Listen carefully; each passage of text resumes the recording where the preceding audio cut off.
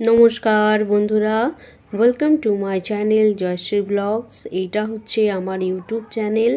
আর ফেসবুকে যে চ্যানেল রয়েছে তার নাম রয়েছে জয়শ্রী রয় জয়শ্রী। এছাড়া ইনস্টাতেও আমার একটি ব্লগ রয়েছে।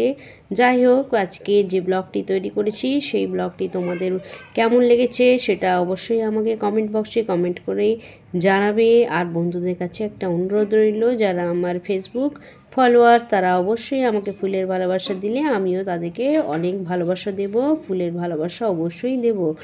আর যারা ইউটিউব বন্ধু তাদেরকে অবশ্যই জানাচ্ছি, তারা আমার ভিডিও দেখে অবশ্যই একটা কমেন্ট করবেন আর সাবস্ক্রাইব করতে অবশ্যই ভুলবেন না, ঠিক আছে? আর নেক্সট ইনস্টাতেও ফলো করবেন।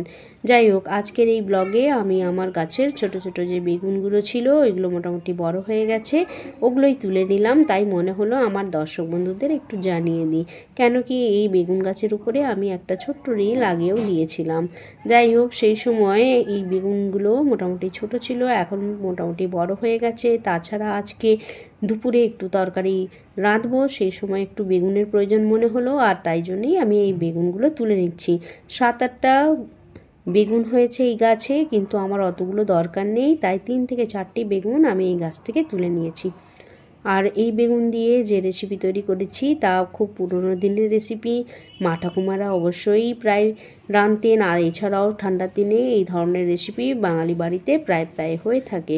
তাই এই রেসিপি নেক্সট ব্লগে তবুও আমি আমার দর্শক বন্ধুদেরকে অবশ্যই শেয়ার করে দেব।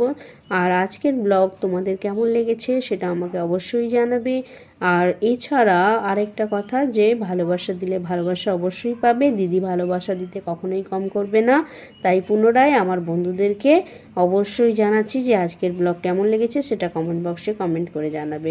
তাহলে এখন যে মোটামুটি দুপুরের তরকারি রাঁধবো তার জন্য 3 থেকে 4টা বেগুন তুলে নিয়েছি, আর আমার কাজ মোটামুটি এই দিকের কমপ্লিট। তাহলে আমি আসি বন্ধুরা, টাটা।